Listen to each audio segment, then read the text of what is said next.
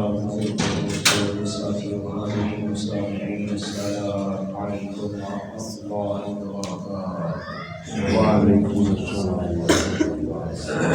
تمام تعریفیں اس وحدہ لا شریک ذات کے لیے، ہم سب کا خالق، ہم سب کا مالک، ہم سب کا رازق، ساری کائنات کو بنانے والی ذات بھی وہی ہے، چلانے والی ذات بھی وہی ہے۔ ہر لمحہ ہر سانس کے ساتھ تعریف و توصیف، حمد و ثنا، عبادت و ریاضت، دعا و مناجات اسی ذات کے لائق ہے۔ بندہ مومن جب بھی سجدہ کرنے کے لیے یہ جمیل، یہ پیشانی، یہ ماتھا جھکاتا ہے تو اسی خدا واحد و یکتا کے مثل و بے مثال کے آگے درود لامحدود حضور الحضور آقا العالم خالق دو جہان رب سارے زمان شفیع المذنبین رحمۃ للعالمین تاجدار عرب و عجم فخر آدم ولی آدم ولی کائنات حبیب برحق حضرت محمد مصطفیٰ احمد مجتبیٰ صلی اللہ تعالی علیہ وآلہ وصحبہ وسلم۔ آپ کی پاک مقدس ذات پر کہ جس ذات کے صدقے اللہ نے اس ساری کائنات کو پیدا فرمایا ہے۔ بلا تمہید ہم گزشتہ سے پیوستہ ذکر ہم نے شروع کیا تھا تاجدار صداقت اور اس کائنات کے اندر گروہ انبیاء کے بعد سب سے افضل و اعلیٰ ذات حضرت سیدنا صدیق اکبر رضی اللہ تعالی عنہ کا ذکر تھا۔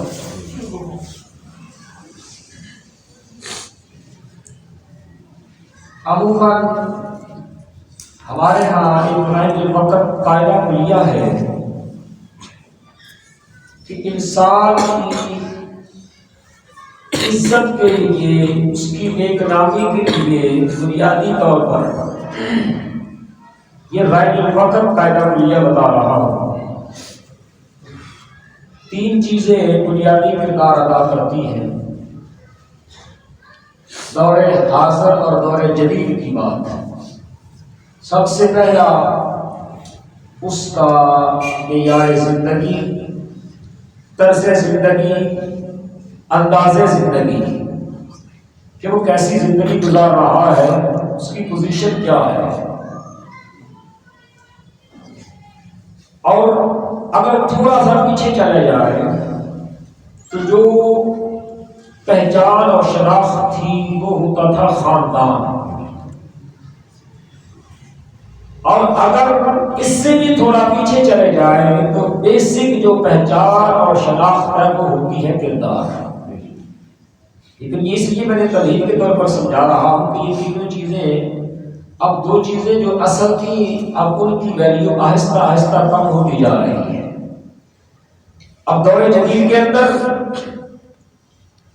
خاندان بھی کوئی نہیں پوچھتا، کردار بھی کوئی نہیں پوچھتا، دولت سارے پوچھتے ہیں۔ اور شریعت کے اندر جو بنیاد ہے، تعارف ہے، وہ قرآن نے جو مسلوب انداز میں بیان فرمایا ہے وہ یہی ہے، اور جو سرکار نے خود ارشاد فرمایا وہ بھی یہی ہے کہ بیسک کردار ہے، اعمال ہے، خوف خدا ہے، خشیت الہی ہے، اور اللہ کے ہاں پسندیدہ ہونا ہے۔ قرآن کے اندر تو اللہ نے موضوع ارشاد فرمایا، یا ایھا الناس انا خلقناکم من ذکر و انثی وجعلناکم شعوبا وقبائل لتعارفوا ان اکرمکم عند اللہ اتقاکم۔ تمہارے ہاں جو سب سے اللہ کی بارگاہ میں اعلیٰ وہ ہے جو تم میں سے سب سے متقی اور پرہیزگار ہے۔ تم ایک باپ اور ایک ماں کی اولاد ہو، تمہارے خطے اور قبیلے بنائے جاتے تم آپس میں پہچان شناخت کر سکو۔ تمہاری اصل شناخت جو اللہ کی بارگاہ میں ہے وہ وہی ہے کہ جو تم میں سے تقویٰ والا ہے، پرہیزگار ہے، نیک ہے، متقی ہے، وہ اس کی بارگاہ میں زیادہ عزت والا ہے۔ زیادہ پسندیدہ ہے، زیادہ مقرب ہے. اور اسی انداز میں سرکار نے اپنے آخری خطبہ حج کے موقع پر کچھ یوں ارشاد فرمایا کہ ایھا الناس ان ربکم واحد وان اباکم واحد لیس لعربی ولا لعجمی ولا لاحمر ولا لاسود الا بالتقوی. اے لوگوں یاد رکھنا ان ربکم واحد وان اباکم واحد، تمہارا رب بھی ایک ہے اور تمہارا باپ بھی ایک ہے. تم میں سے کسی عربی کو اجمی پر کوئی برتری فضیلت نہیں ہے، کسی گورے کو کالے پر کوئی فضیلت اور برتری نہیں ہے سوائے اس کے اللہ بالتقوی، جو تقوی والے ہیں، جو پرہیزگار ہیں، جو متقی ہیں، جو خوف خدا رکھنے والے ہیں، جو اللہ سے ڈرنے والے ہیں، ان کا مقام بلند ہے. یہ اصل ہے. لیکن دور جدید کی بات جو ہے وہ میں نے سمجھانے کے لیے، اگر ہم یہ ساری چیزیں رکھیں سرکار سیدنا صدیق اکبر رضی اللہ تعالی عنہ کی ذات پاک کے تعارف کے لیے، تو خاندان سرکار کا خاندان ہے. اچھا پھر تقوی،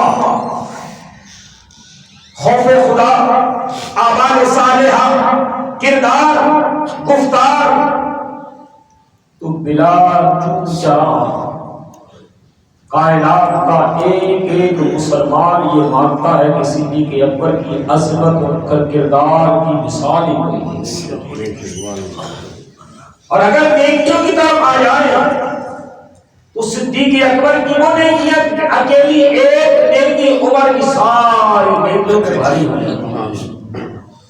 اور عمر کی نیکیاں عام انسان کی نہیں، وہ سرکار سیدنا فاروق اعظم کی نہیں، جن کے بارے میں میرے اور آپ کے کریم آقا فرمائے کہ عمر کی زبان پر سوائے حق کے اور کچھ نہیں ہوتا. اور عمر وہ ہے کہ جن کے سائے سے شیطان بھاگ جاتا ہے. عمر وہ ہے کہ اگر سرکار کی پاک مقدس بارگاہ عالیہ کے اندر سرکار رائے پوچھے نا، عمر کوئی رائے عرض کرے نا، سوڑیا میرا خیال ہے کہ اگر اس طرح کر لیا جائے،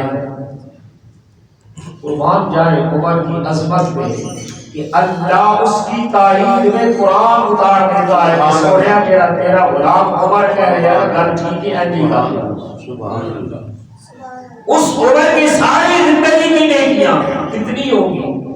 جو ایک روایت کے اندر آتا ہے کہ ام المومنین سیدہ عائشہ صدیقہ رضی اللہ تعالی عنہا سرکار سے پوچھا کہ یا رسول اللہ 14ویں کی رات تھی، آسمان پہ ستارے بڑے بھرے جگمگا رہے تھے، بڑے جوہر میں تھے، چاند بڑا چمک رہا تھا، 14ویں کا تھا، پورے جوہر میں عروج میں تھا، ستارے بھی چمک دمک دکھا رہے تھے.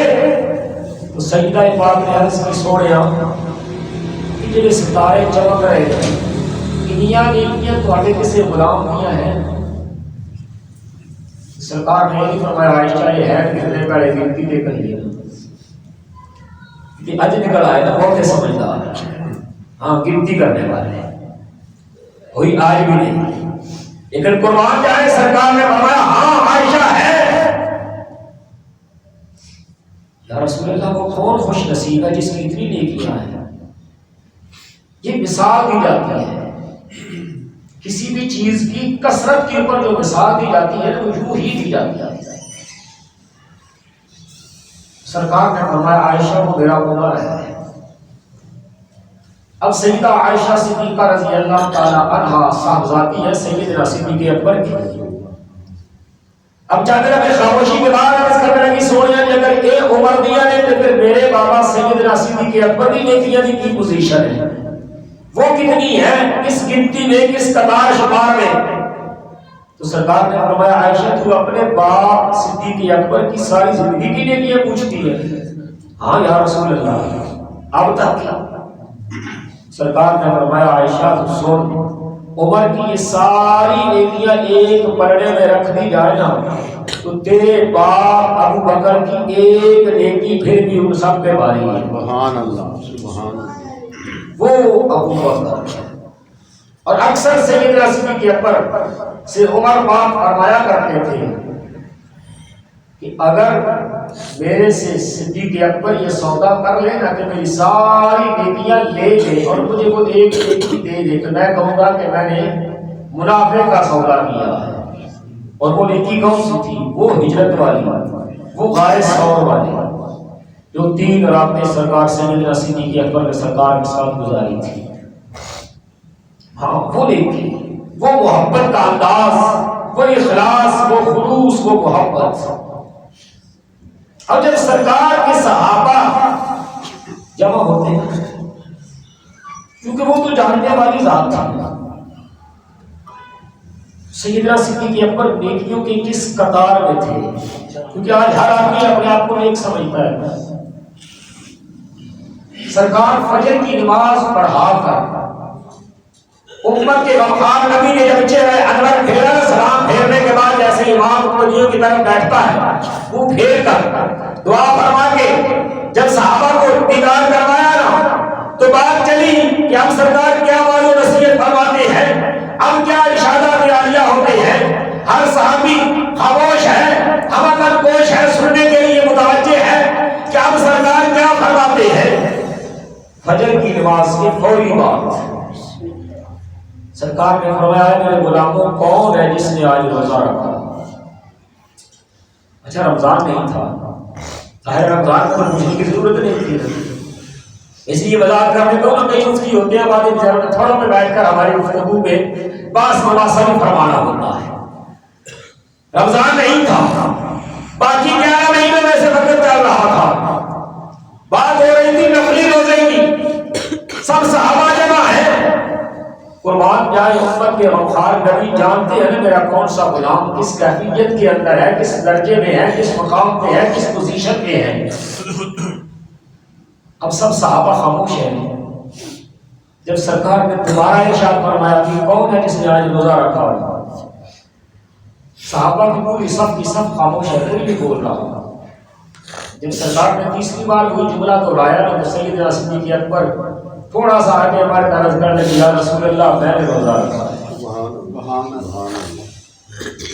اسی تو کوئی نیکی کر لیں گے تو پورے محلے میں اس وقت تک مطمئن نہیں ہوتی جس وقت تک اسی پبلسٹی نہ کروا لیں۔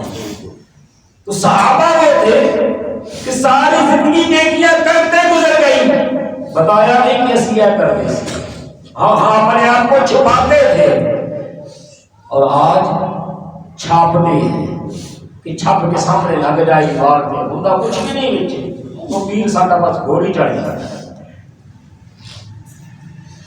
پھر سرکار نے جب دوسرا سوال ارشاد فرمایا کون ہے جس نے کسی مسکین کو، بھوکے کو، مفلس کو، کنگال کو، غریب کو کھانا کھلایا؟ فجر کی نماز کی بات کر رہا ہوں۔ صحابہ عرض میں رسول اللہ کی تو فجر پڑھ رہے ہیں، ابھی نکلیں گے، گھر جائیں گے، کچھ چولہا جلے گا، کچھ کھانا پکے گا، تو پھر تو سرکار نے فرمایا تھوڑی دیر خاموش رہنا، دیکھتے رہنا۔ کیا کہنا کہ امت کے غمخوار نبی جانتے ہیں کہ میرے صحابہ کیا کرتے ہیں، کون کس نیکی کی طرف مائل ہے، کیا کر کے آیا ہے۔ یہ تیری اور میری بات نہیں ہے، اور نہ یہ مسجد فیروز کی بات ہو رہی ہے کہ کسی کا پتہ نہیں کون کہاں سے آیا ہے، نہیں، یہ وہ پاک بارگاہ کی بات ہو رہی ہے جہاں میرے کریم اقبال فرمایا کرتے تھے، صحابہ پوچھو جو پوچھنا ہے میں بتا دوں گا، ایک دن کا نہیں قیامت تک کا بتا دوں گا۔ وہ زبان حق بول رہی ہے۔ صحابہ خاموش ہو گئے۔ سرکار نے جب دوبارہ وہی سوال دہرایا کہ کون ہے جو کسی بھوکے کو کھانا کھلا کر آیا ہے، خاموش ہے صحابہ۔ جب سرکار نے اپنے سوال کو تکرار تیسری بار دہرایا نا، پھر سیدنا صدیق اکبر گزار ہوئے، ہاں یا رسول اللہ میں جب صبح تہجد کے لیے نکلا ہوں نا، تو میں نے دیکھا کہ میری گلی میں ایک مفلس میرا پڑوسی تھا، غریب تھا، تو میں نے اپنے لیے اہتمام کیا کھانے کا، ناشتے کا، تہجد سے پہلے کہ میں اس کے لیے بھی اہتمام کر کے اس کے گھر پہنچا کے کھلا کر تو پھر میں مسجد میں آیا تہجد کی نماز کی۔ کہ بتانے کا مقصد اس لیے ہے کہ شاید کہ کسی دل میں اتر جائے۔ اچھا دو نیکیاں ہو گئی. اور تیسری نیکی سرکار نے فرمایا کون ہے جو کسی اپنے بیمار بھائی کی بیمار کرسی کر کے خبر لے کر آیا, تیمارداری کر کے اس کے حال احوال پوچھ کے آیا. ٹائم کون سا ہے؟ فجر کی نماز ہوئی ہے.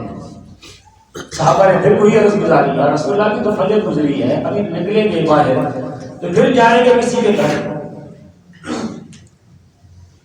سرکار نے فرمایا تھوڑی دیر تو خاموش رہو نا, مجھے دیکھ تو لینے دو نا کہ میرا کون سا غلام کہاں ہے. جب وہی سوال دہرایا گیا, سرکار نے فرمایا کون ہے جو اپنے کسی مسلمان بھائی کی بیمار کرسی کر کے آیا ہے.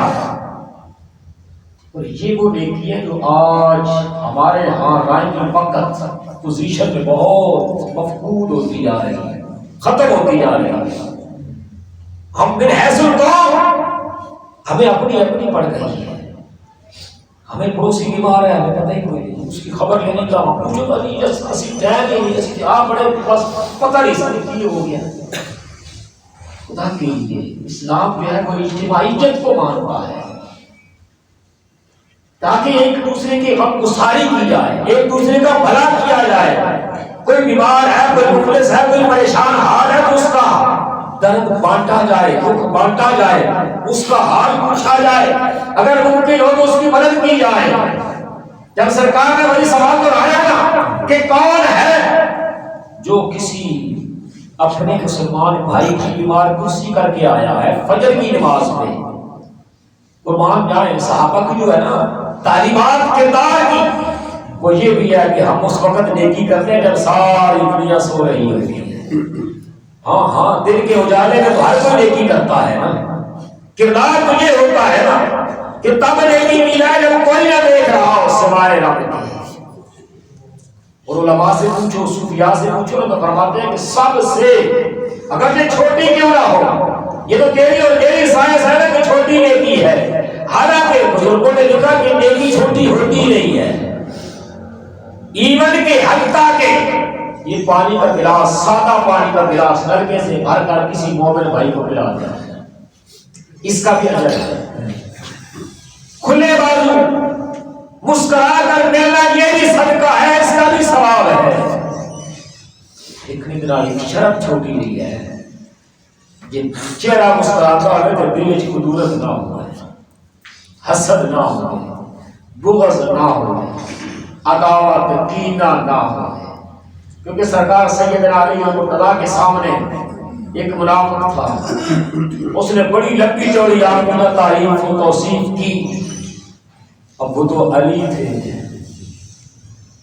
ہاں وہ چپ ہی نہیں ہوا, لگ گیا ماری جا رہے ہیں, آپ فلاں, آپ یہ, آپ وہ, آپ.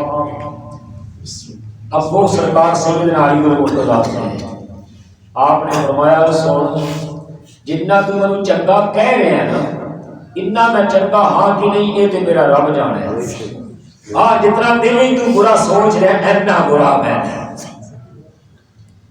منافق کی یہی پہچان ہے کہ جو زبان سے کہتا ہے دل اس کے ریل ہوتا ہے, دل میں اس کو کچھ اور حسد ہی چل رہا ہوتا ہے. تو مومن کی پہچان بھی ہے کہ جو اس کی زبان پہ ہوتا ہے اس کے دل میں وہی ہوتا ہے. تو سرکار نے بتایا کہ جو اپنے مومن بھائی کو کھلے بازو خندہ پیشانی مسکراتے چہرے کے ساتھ ملتا ہے نا, یہ بھی صدقہ ہے, اس کا بھی ثواب ملے گا, اجر ملے گا. ہم یہی سمجھ بیٹھے ہیں کہ شاید کچھ جیب سے خرچہ کریں گے تو نیکی بنے گی. اللہ کے بندو نیکیاں تو ہمارے ہر قدم پہ ہمارا منتظر ہے. ہم کچھ کرنے کے لیے چلے تو صحیح, کچھ ہاتھ پاؤں ہلائے تو صحیح, نہ بڑھے تو صحیح. تو جب سرکار نے تیسری بار پوچھا کہ کون ہے جو اپنے کسی مسلمان بھائی کی بیمار کرسی کر کے آیا ہے, تو سرکار سیدنا صدیق اکبر پھر آگے ہو کر اس کا میرے سونے یا میں میرا فلاں بھائی نام بھی بتایا, یا رسول اللہ روزانہ تہجد میں ہم اکٹھے آتے تھے. کل نہیں آئے تھے, تہجد مسجد میں نہیں پہنچے فجر کے ٹائم, تو دل میں اتفاق سے مجھے بھی کاموں میں مصروفیت ہو گئی, ٹائم نہیں نکلا, ملاقات بھی نہ ہوئی, رابطہ بھی نہیں ہوا, پتہ بھی نہیں چلا. تب خیر سے یہ روزمرہ کی زندگی کی معمولات اور طرح کے ہوتے تھے اور اتنی آسانیاں نہیں تھی جتنی آج ہمیں ہیں. موبائل کا، ٹیلی فون کا ذرائع جدید ہے نا، تب یہ ذرائع نہیں تھے. یا رسول اللہ کن کو رابطہ نہ ہوا تو میں نے سوچا کہ صبح آتے آتے میں ان کے گھر گیا تھا. میں باقاعدہ ان کی خبر لے کر بیمار کرسی کر کے آیا. وہ صدیق کیا میں نا اگر کردار کی بلند و بالیہ کو حوالیہ کو دیکھنا ہو تو وہ صحابہ میں سرکار سے بھی صدیق اکبر اور پھر اتنا کر کے سب کچھ کر کے پوچھو نا تم نے کبھی یہ نہیں کہا کہ یہ میں نے کیا ہے. ہاں اور اسی لیے کہا جاتا ہے نا کہ کسی اچھی کمپنی اختیار کرو تو رنگ چلے گا. جب سرکار سیدنا صدیق اکبر امیہ بن خلف کے پاس پہنچے نا، یہ کافر ہے، مالک ہے سیدنا بلال رضی اللہ تعالیٰ عنہ کا، اذیتیں اور تکلیفیں دیتا ہے بلال کو. کیوں دیتا ہے؟ اس وجہ سے کہ یہ میرا غلام ہے، میں نے خریدا ہوا ہے لیکن یہ ایمان لے کے آ گیا، کلمہ پڑھ لیا اس نے. اب جرم بلال کا یہ ہے کہ بلال مسلمان ہو گیا. آج تو اور میں ذرا اپنے ایمان کو ٹٹول تو صحیح. ہمیں تو اسلام گھر پڑے پڑے مل گیا، مسلمان کے گھر پیدا ہوا تو مسلمان بن گیا. کسی نے کان میں اذان کہہ دی، تھوڑے سے بڑے ہوئے. کسی نے کلمہ سکھا دیا، تھوڑے سے اور بڑے ہوئے. ماں باپ اچھے تھے، سوچ اچھی تھی، انگلی پکڑی مسجد میں لے آئے، استاد نے پڑھا دیا، مسلمان ہو گئے. ہم نے کون سا اسلام کے لیے خون دیا ہے، کون سا مال دیا ہے، کون سی جان دی ہے، کون سا وطن چھوڑا ہے. ہاں یقین جانیے جب میں سو دیکھتا ہوں نا، اتنی زبانیں ہوتی ہیں، اتنی لمبی کر کر کے بولتے ہیں اسلام کے اوپر. دیا کیا ہے اسلام کو؟ ارے اسلام کی قدر پوچھتی ہے نا تو غور کر، تیرے اور میرے قریب نجبان نے مکہ جیسا شہر چھوڑا تھا. جس جب نکلے تھے نا تو سرکار نے شہر مکہ کی طرف مخاطب کر کے چہرہ انور پھیر کے فرمایا تھا، کائنات میں تو سب سے زیادہ مجھے پیارا ہے، میں تجھے کبھی نہ چھوڑتا. اگر یہ میری قوم، یہ میری برادری، یہ لوگ مجھے مجبور نہ کر دیتے. جب چھوڑا نا تو پھر رب سے دعا کی، مالک جو مجھے پسند تھا وہ تو میں نے تیرے حکم اور اجازت سے چھوڑ دیا، اب مجھے وہاں لے جا جو تجھے پسند ہے. سبحان اللہ، سبحان اللہ. اب مجھے اس شہر کا متی بنا دے، اب اس مقام کا متی بنا دے جو کائنات میں تجھے پسند ہے. اور پھر اللہ نے اپنے محبوب کو مدینۃ المنورہ میں داخل کیا. ہاں ایسے نہیں کہا جاتا کہ کائنات کے اندر یہ جو دو مقدس جگہ ہے نا، مکہ المکرمہ اور مدینۃ المنورہ، ان کی نسبت صرف یہی ہے کہ سرکار کی ذات ہے. ہاں پکڑنا کچھ دوستوں کو ویسے جیسے کہتے ہیں علم کی بدہضمی ہونا، جی بیت اللہ ہے، بیت اللہ کی عظمت ہے. میں کہتا ہوں پگڑیا، بیت اللہ کے بہت پہلے کھڑا سی، لوگ طواف بھی کرتے تھے، حجر اسود بھی کھڑا تھا، لوگ چومتے بھی تھے، ادھر مؤذن اذان دیتا تھا، وہی طواف کرنے والے کہتے تھے ہو جا تو بیت اللہ، چل ہم ادھر کر کے تیری طرف پشت کر کے نماز پڑھنے کی تیاری کر رہے ہیں. کعبہ کھڑا تھا، پوری آب و تاب کے ساتھ کھڑا تھا، پوری شان و شوکت کے ساتھ کھڑا تھا، طواف بھی ہوتا تھا، حجر اسود کو بوسہ بھی لیا جاتا تھا، منتظر کے ساتھ لپٹ کر دعائیں بھی مانگی جاتی تھی. حدیث کے اندر رو رو کر لوگ نفل پڑھ کے دعائیں مانگتے تھے.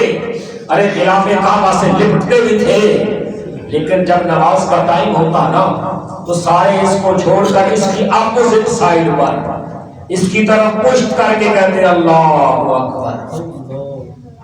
اس مقام کی بات کر رہا ہوں جسے مسجد اقصی بیت المقدس کہا جاتا ہے، مسلمانوں کا قبلہ اول.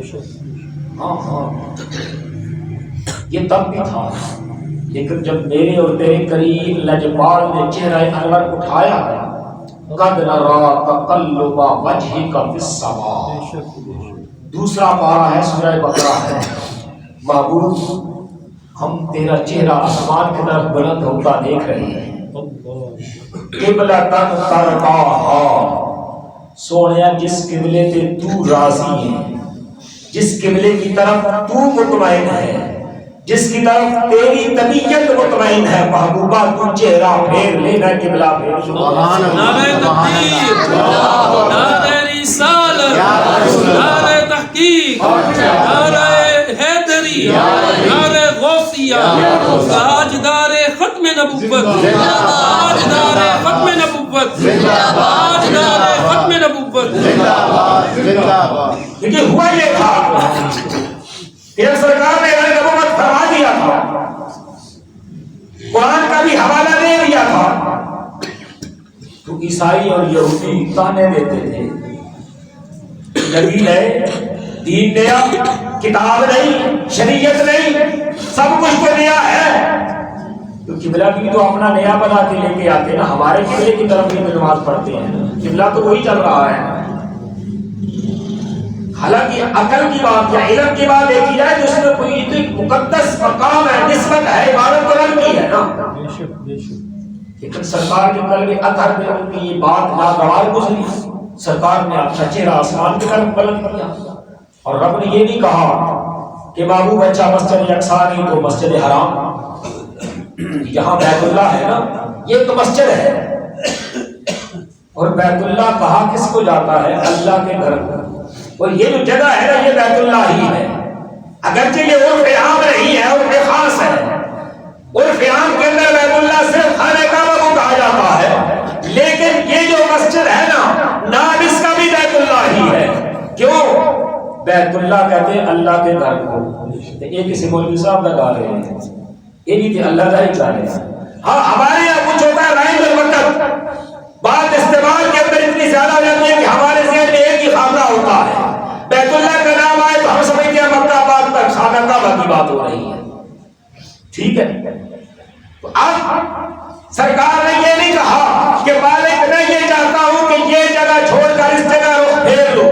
رب نے بھی یہ نہیں فرمایا کہ محبوب اچھا مسجد اقصی کو چھوڑ کر جس مسجد میں کھڑے ہیں یہ مسجد قبلہ طیب ہے، مدینہ المنورہ ہے، اللہ آپ کو لے جائے.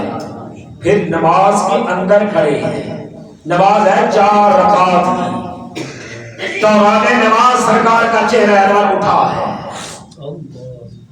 ہم وہاں کئی چھوٹے چھوٹے بڑے بڑے لمبے چوڑے مفتیوں کو پوچھتے ہیں، وہ مفتی ذرا اتنا کے دس دے بابا جی تیرا اور میرا چہرہ اٹھے تو نماز جاندی ہے، جی مصطفیٰ کا اٹھے تو نماز قائم ہوتی.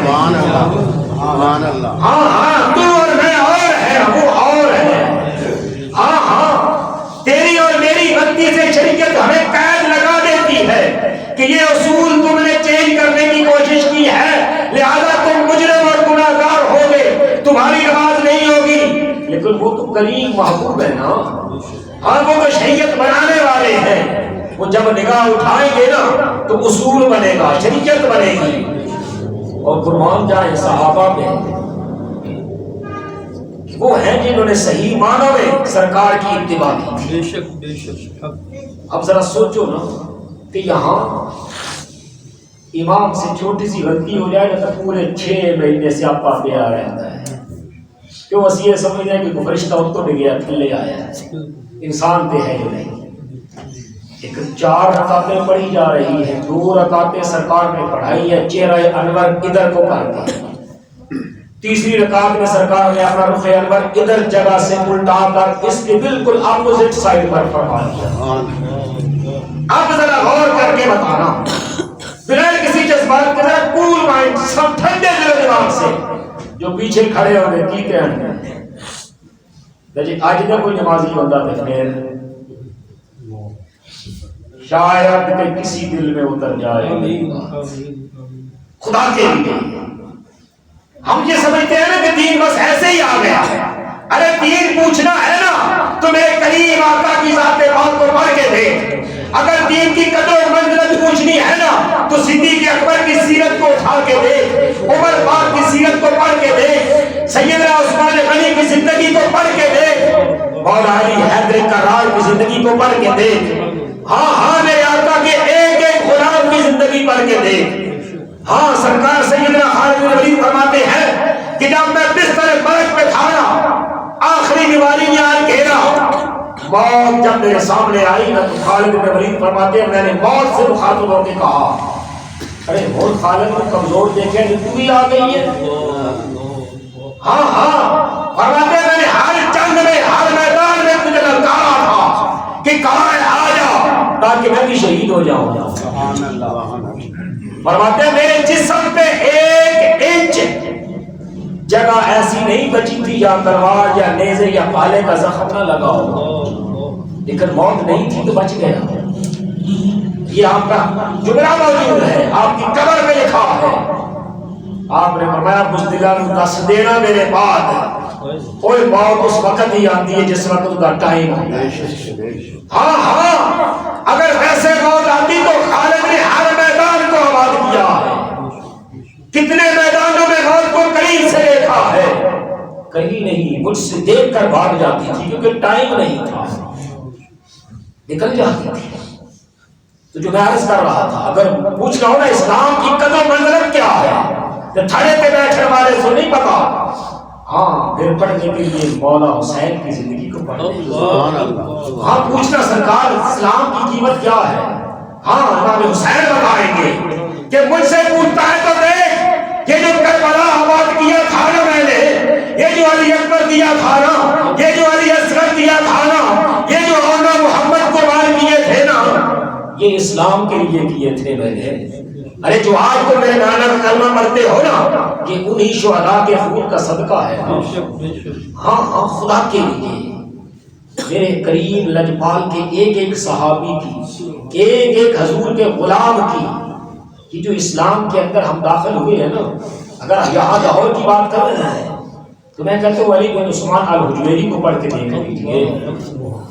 ہاں آج تو ہر بندہ مفت و مفتی بنیا بیٹھا ہے، وہ سمجھتا ہے کہ میں ہی اسلام چکی پھرتا ہوں. حالانکہ میں بڑی ذمہ سے، کیونکہ میں اکثر کہتا ہوں نا کہ میں حق بات کرنے سے کبھی جھجکتا نہیں ہوں. ہماری عزتیں سرکار کے قدمین شریفین کی خاک سے وابستہ ہے. جو خاک میرے آقا کے قدموں کے دھاگ لگی ہے نا، اس خاک سے ہماری عزتیں وابستہ ہیں. میرے آقا کے تو ایک ایک غلام کے کیا کہنے ہیں. اور میں اکثر کہتا ہوں صدیق تو بڑی کمال ذات ہے نا، میرے آقا کے اکیلے بلال کی کوئی کائنات میں مثال نہیں. دعا ہے اللہ ہمیں عمل کی توفیق عطا فرمائے.